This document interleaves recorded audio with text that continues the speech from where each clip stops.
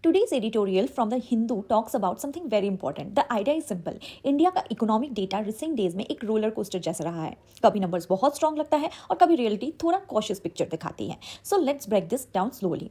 First quarter to GDP growth, the government was very upbeat because India recorded 8.2% growth in the July to September quarter. This was the highest in 6 quarters. Supporters were very happy, sentiment strong, and the overall mood was positive. But यहाँ एक point समझना जरूरी है. Nominal growth was not very high and the IMF ने भी India के growth projection को slightly grade किया. But at that moment it did not reduce the excitement. The real check came only after the new industrial data. Now let's look at the IIP numbers. October 2025 में India का index of industrial production सिर्फ 0.4% grow हुआ है. This is the slowest growth in the last 14 months. This is important because GDP के according manufacturing sector grew 9.1% in quarter 2. But the IIP is telling us that manufacturing slowed sharply to 1.8% in October. Why this mismatch? The first reason is simple. Last year, July to September 2024 में manufacturing growth was just 2.2%.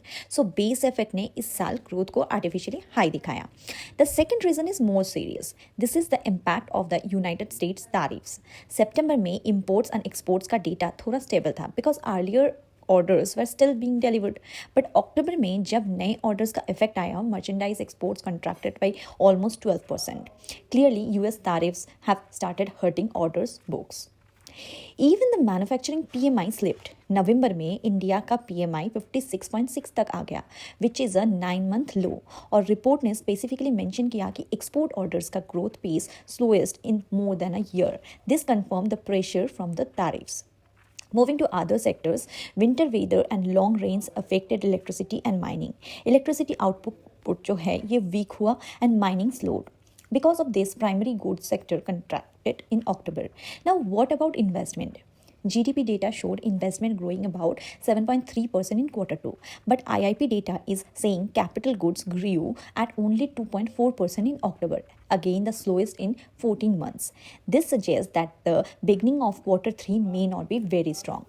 The editorial also highlights something important for households. GDP data showed private final consumption expenditure growing almost 8% in quarter 2.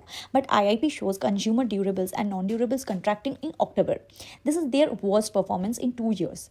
This was also the first full month after GST rate rationalization. GST collection in November, which reflects October activity, was 1.7 lakh crore.